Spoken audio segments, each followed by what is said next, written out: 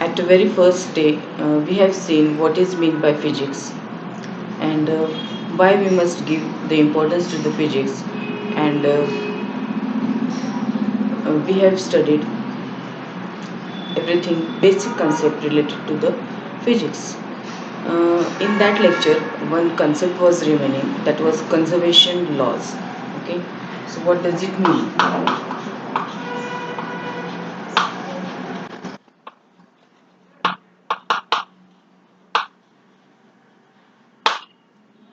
You may call this as directly conservation law or law of conservation. Doesn't matter. Okay. But what does this conservation law means? Okay. First thing, you may take any isolated system. Any isolated system means what? Isolated what? Uh, Means what? There is no effect of surrounding on it. Okay. And in that system, there are the physical quantities. Yeah, each and everything is measured with the help of physical quantities. You may call it as a physical quantity or the measurable quantity. Doesn't matter. But if in a given system, if any measurable quantity or the physical quantity do not change with respect to time, okay, when the physical quantity or the measurable quantity do not change with respect to time, we say that that quantity is conserved. Okay,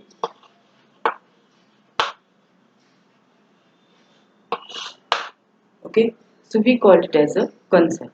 Okay, then total how many quantities are there or how many such types of laws are there in the nature? There are total 14 conservation laws. Okay, we will see each and every conservation law one after the other. Okay, but the basic concept is that in any uh, isolated system, if the measurable quantity does not change with respect to time, okay, it is not going to change. Okay, no change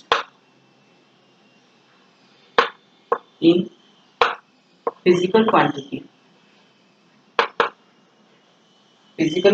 or the measurable quantity.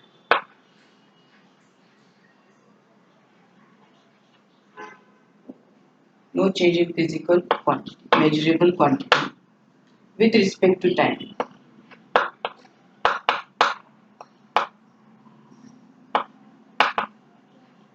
With respect to time, we say that the quantity is constant. Okay. Now, what are this quantity again known as? Now, this is the single line definition. Okay, and it is more than enough for us to remember. Okay, but these physical quantities may change as the systems are changed. Sometimes the systems are macroscopic. Okay, macroscopic means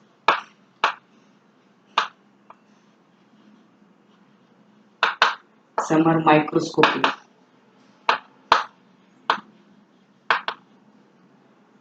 Whatever kind of systems are there, microscopic, doesn't matter, but this conservation law, the basic theme of the conservation law is same. What does it say? It says that the physical quantity with respect to time does not change. And what are the reasons behind them?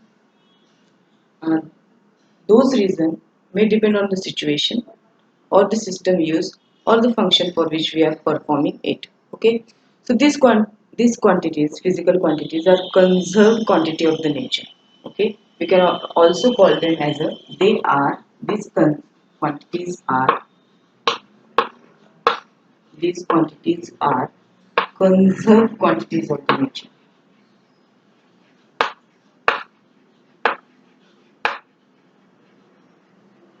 Okay, we know very well that the energy neither be created nor be destroyed. Okay, means what? That physical quantity such as energy is conserved quantity of the nature. Okay, nature. So here in this case the system is nature. Okay, means what? Means what? It also gives us the rough idea that conservation law have the deep connection with the symmetries of the nature. Okay, it means that the conservation laws, in short I'm writing, conservation laws have deep connection connection to the symmetries of nature.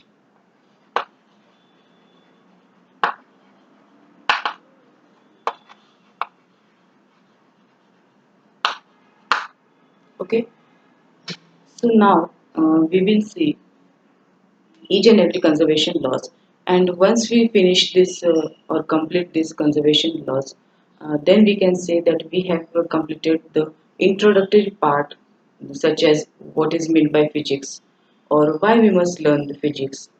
When we will discuss these conservation laws, then we can say that we came to know that why we must learn the physics. Okay, so what we have learned right now, yes, we were trying to discuss about the conservation laws.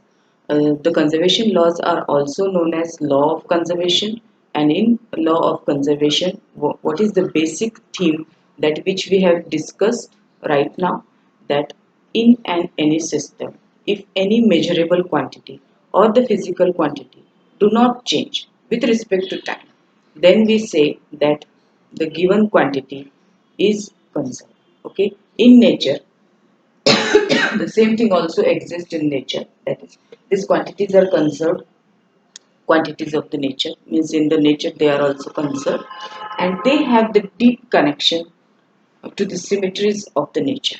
Okay, so we will see the total 14 conservation laws, and then we will go for the next chapter.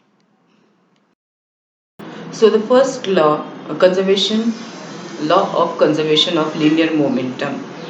Let us see what does it mean. So we know very well, according to the basic definition of the conservation law of conservation means that in a given system, if any physical quantity remains unchanged during the time or with respect to the time they do not change, then we say that the given quantity is conserved. Okay, so as we are studying the law of conservation of linear momentum. So here, which physical quantity is going to remain conserved? Naturally, we know that linear momentum is going to remain constant or conserved. Means what?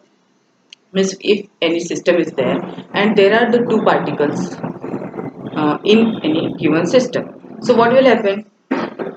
What we want to say in the law of conservation of momentum, that if no external force is acting on these two particles, take any two objects such as balls or the car, and those two objects are going to collide to each other. Okay, so this collision may be in different direction, and as the mass and the velocity is not described completely, but the basic law says that, because if the question will come, they will give you the mass of an object and they will give the respective velocity of an object, and we know very well that the product of mass and the velocity gives us the value of the momentum. And what does the conservation of linear momentum says, that before the collision and after the collision, the values of the linear momentum remains constant. Means what? The value is not going to change of what, which physical quantity? Linear momentum.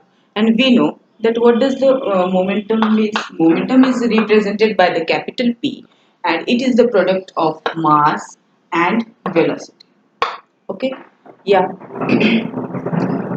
So if we study the Newton's second law, what is the definition of Newton's second law? That F is equals to ma, and m M is the mass, A is the acceleration. And what is acceleration? Rate of change of velocity with respect to time.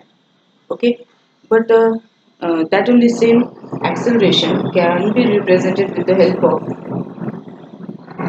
or we may take the different form also. Okay, so here F is equals to dp by dt.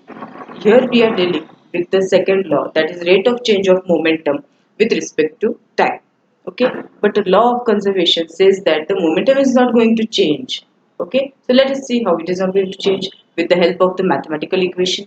So here it is dp by dt. Okay, what does this p means? P must be capital. Okay, what does this p means? P is m into v. Okay, mass into velocity. Means what? The rate of change of mass into velocity with respect to time is nothing but the Newton's second law, that is F. Then next, uh, what does the law of conservation says? That it is going to remain constant. Means what? The rate of change of momentum with respect to time is going to is constant. Means what? The answer is, rate of change of answer is zero. Okay, means what? Indirectly we are saying that the rate of change of one quantity with respect to the another quantity, not only another quantity but with respect to time, with the time, is not going to change. So we say that it, which is equals to zero. Means you can use both the words such as constant or zero, doesn't matter, one and the same meaning. So here P is equals to m into V, which is equals to constant. Means what? The momentum is not going to change with respect to the time. Means what? Mass into velocity is not going to change. So this was the basic concept or the rough idea. With the help of the mathematical equation, we try to understand what does this um, law of conservation of linear momentum means. So this was the mathematical form. So if you ask me, ma'am, we didn't understand that what is going. These are only the equation. Please give us the example. Suppose we will take two balls. Okay, one take any mass of both the balls, such as one ball will be of 2 kg, another ball will be of 2 kg. Okay, first we will take to both the balls of same masses. What will happen? As according to the law of conservation of linear momentum says that without any application of the external force, okay, we are not going to apply any sort of force to those balls. Now, if the balls are having the same masses, how they are going to collide each other? Okay, even if the gravitational force are acting on them, okay, but still, how they are going to collide to each other? Okay, so for that purpose, we will take one ball greater and another ball smaller. Then what will happen? Naturally, this greater will have more momentum, and the smaller will have the less momentum, and um, the direction is going to change. If the direction is taking place in this direction, okay, the collision is taking place along this direction, then what we will say? Yeah, this position was before collision. Okay, this was the location of the ball before the collision. Okay, so here the momentum P is having some value right here, but after the collision, if the ball reaches over here, okay, this is the position which is after the collision.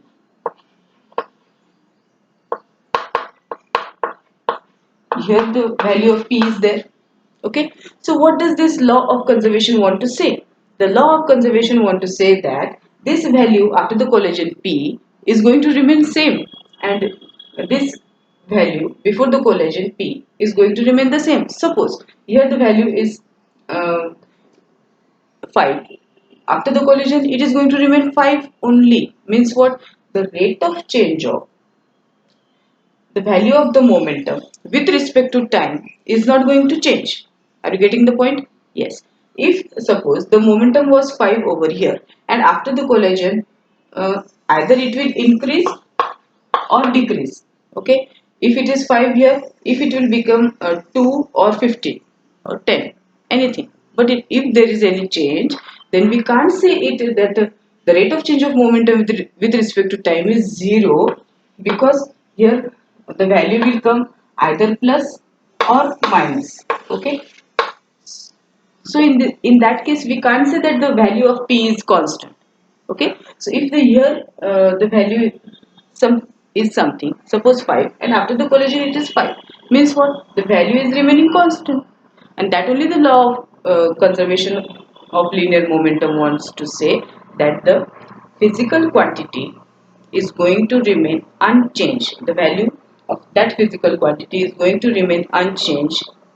It is not going to change with respect to time. So this was the law of conservation of linear momentum. Here direction also plays an important role, as velocity is the vector quantity. It has the direction. Okay, mass and velocity. The product of mass and the velocity is the momentum, but still uh, momentum itself is a vector quantity or the scalar quantity. Please check it. So here direction is also going to play an important role. We are not saying that the value of momentum is constant along the opposite direction. No, the direction is uh, along the natural force which is applied over here. Here no external force is applied. So this was the first law of conservation of linear momentum. Total we have 14 conservation laws, and the basic theme is that in any conservation law that physical quantity is going to remain unchanged. Okay, so we saw the first physical quantity, that is the linear momentum. Now we will see the next physical quantity. So now we will see the next conservation law, that is law of conservation of mass energy. Okay, so here we are going to consider one example, and that example includes the gravitational force. So we know very well that the gravitational force itself is a conservative force. Okay, so here we have to learn what does the conservation of mass energy, how does the conservation of mass energy works, and the force which we are considering over here is the gravitational force. Okay, so let us see what is happening over there. So first thing we are going to consider that we have the vacuum. What is this? This is the vacuum. Okay, so in this vacuum we are going to consider any object is falling freely. And as this object is falling freely falling object means what? We are not going to apply any kind of force, but for consideration we will consider that for first second or for 1 second, this in 1 second the object was here. Okay, in second, as the gravitational force is there, the distance will increase. Okay, and for third second it will go, I mean, from here. Okay. So what does the conservation of mass energy want to say us? So conservation of mass energy wants to say that the mechanical energy, okay, the mechanical energy of this object,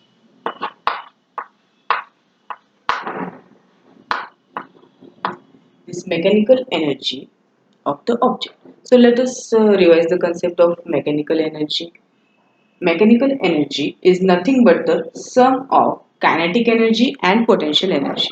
Okay, so this sum of kinetic energy and potential energy, they want to say that it is going to remain constant. Means what?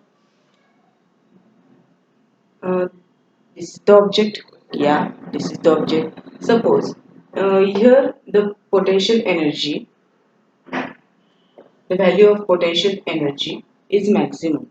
Okay, but as the value of potential energy is more, means what?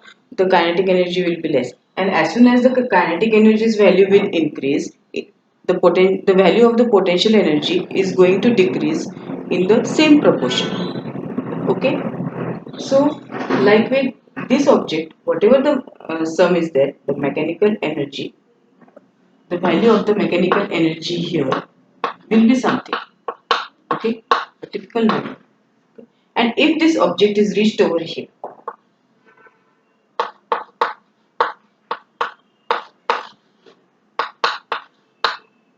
that is going to remain the same, and that only the law of conservation of mass energy wants to say us. Means what?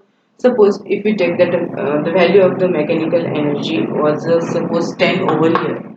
Okay, and at last it is going to remain 10 only, because conservation law says that it is the constant. We know that it is the constant, but this sum is going to change. Means what? Suppose your potential energy, the value of the potential energy will be as it was here maximum, then we will take all the 10 combinations over here, such as 1 plus 9 or 2 plus 8 plus 3 plus 7. At every second it will change in this proportion. Means what? That only we want to see. Okay, means what? If you consider this side of this side integers as a potential energy and this side as a kinetic energy, doesn't matter. But what we want to learn over here, that the sum of both kinetic energy and the potential energy are going to remain same. Means what does it mean now? Okay, it means that energy is not restricted. Okay, here energy is not restricted over here. Means what? The kinetic energy is getting converted into potential energy. They are doing their job. Okay, but the gravitational force itself was the conservative force. Okay, gravitational force was itself as a conservative force. So here, as we are talking about mass energy, means what we are going to discuss is that energy is that only the mechanical energy part we were talking about, the energy from beginning till end, it has changed the value. Okay, but whatever the value was there of the energy at the initial state is same at the end of the operation function whatever. Okay, that only the law of conservation want to say. And further, uh, in order to explain this more detail, what do they want to say? So as we were discussing about the law of conservation of mass and energy, means what here the two concepts are combined.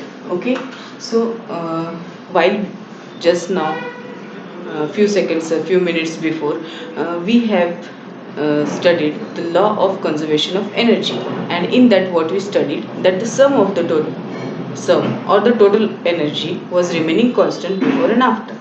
Okay, so if the same thing is applied for the mass, what will be the definition? The definition will be the same, such as the mass is going to remain constant before and after. So, as Einstein or the theory of relativity was not studied, means before that, the law of conservation of mass was the basic law of conservation, or it was the conservation law of the nature.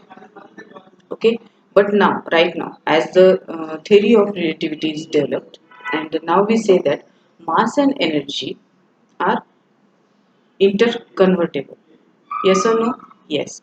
So, right few seconds before we have discussed about the what is the conservation of uh, energy. So, what does that conservation of energy says? That the energy neither be created nor be destroyed. Means what? The total energy of the system. Which system? If I am saying that the total energy of the universe is nothing but the, what do you call for the universe? That it is the most idle, isolated system. Okay, universe is nothing but the, what is the universe?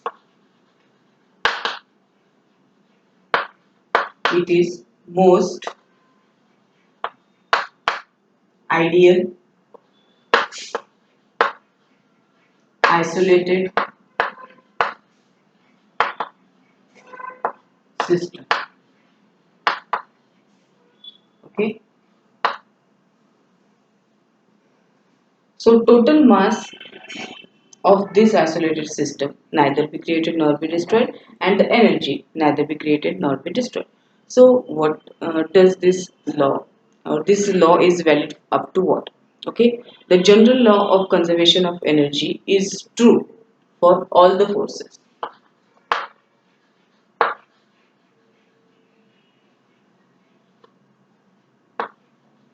Okay, so as we know the basic theme of the conservation of conservative law or law of conservation, but the option may come for, they may confuse you in various ways. Okay, so that the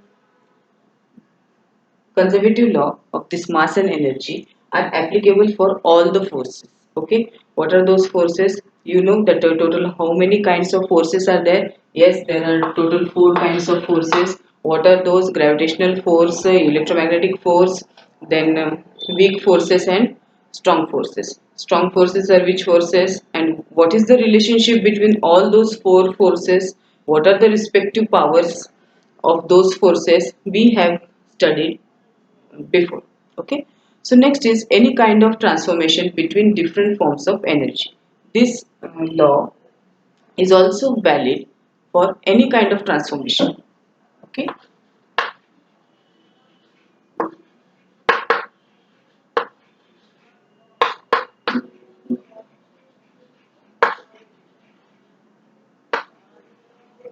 Any kind of transformation from different forms of energy.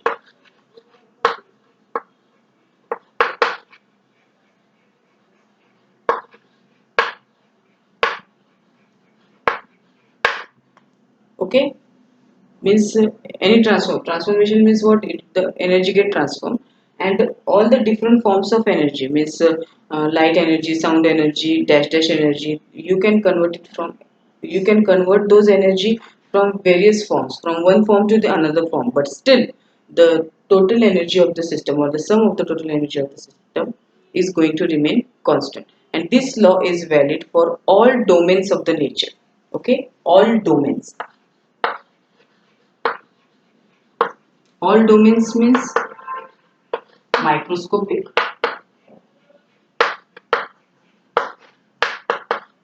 and macroscopic.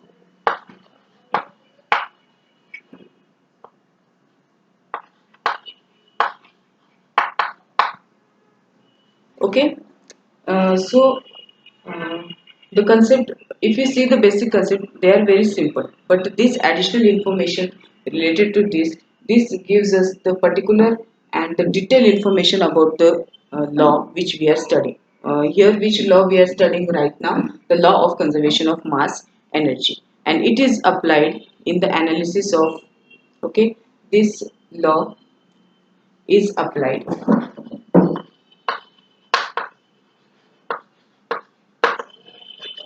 for the analysis of okay, nuclear atomic, nuclear, and elementary particle processes.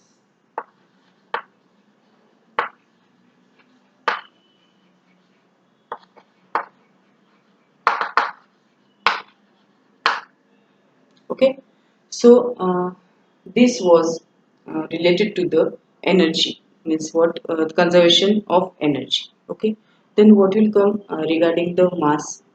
Okay, so what does it mean? Just now we have discussed that the energy, or the Einstein theory, before the development of the Einstein theory of relativity, the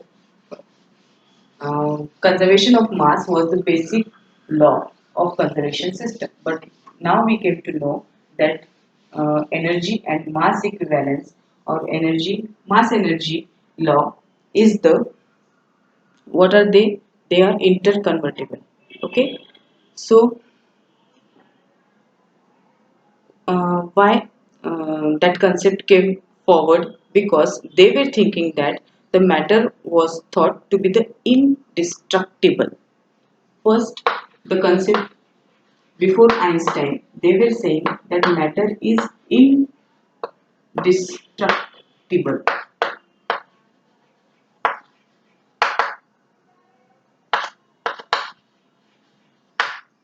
As they were thinking that the matter is indestructible, and it was, means still the conservation of mass is equivalent. Why? Because mass of the total universe was constant before the Einstein and after the Einstein. There is no change in that. But as the Einstein came, then we came to know that the mass and energy are interconvertible. Okay? So the total mass of the reactants in the chemical reaction is same as the total mass of the product in the chemical reaction are same. Okay. So what is the bottom line of this conservation of mass energy equivalence? That the sum total. Okay. The sum total.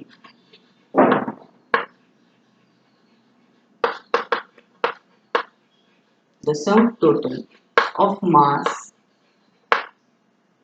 and energy. Okay, the sum total, they are talking about the sum, okay, in the universe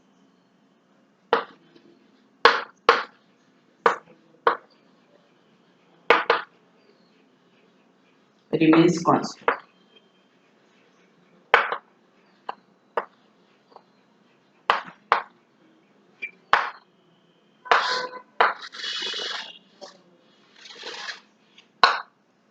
Okay, so what we were learning? Yes, we were learning about the law of conservation of mass and energy. First, we discussed that the mechanical energy, such as the sum of kinetic energy and the potential energy, was the value of potential energy and kinetic energy was changing during the process, but initial the sum of both the forces was remaining constant before and after the uh, operation or the function, whatever the initial position and the final position.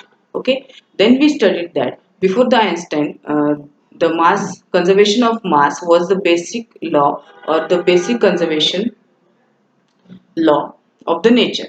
Then, as the Einstein came, he studied the theory of relativity and he put forward and also explained in detail that mass and energy are interconvertible. Okay, so we also studied that first thing that the general law of conservation is true for all the forces. Then second, we studied that it for any kind of transformation between the different forms of the energy, the law of conservation is applicable. Then third, also we have seen that it is valid for all the domains. For all the domains means microscopic and macroscopic. And fourth one, we have studied that it is applied in the analysis of atomic, nuclear and elementary particles. Why we have studied this in detail? Because uh, as you have the multiple choice question, the question may ask in any form. And what do we think? That we think that it is the very first chapter in our textbook. What is physics? And there is nothing hard in that. So why we must read that concept? It is not like that. If it is, even if it is easy, we must study the entire syllabus completely. Why? Because the question can be asked from any part of the syllabus, and the student which runs the extra miles can gain extra. Whoever does the extra efforts, they get the better result. Okay, so in order in order to count this in the extra miles, we have studied this. Okay, so this concept you must learn once. Okay, if you have learned this once, there is no need of revision. Why? Even if it is easy, but if you don't know what was actually happening over there, how can you take the option? Okay, so none of the chapter is hard, none of the chapter is important, all the chapters are important, and everything is easy, and everything becomes difficult if we don't study. Okay, for that purpose we have studied this. Now we will take the third conservation law in continuation.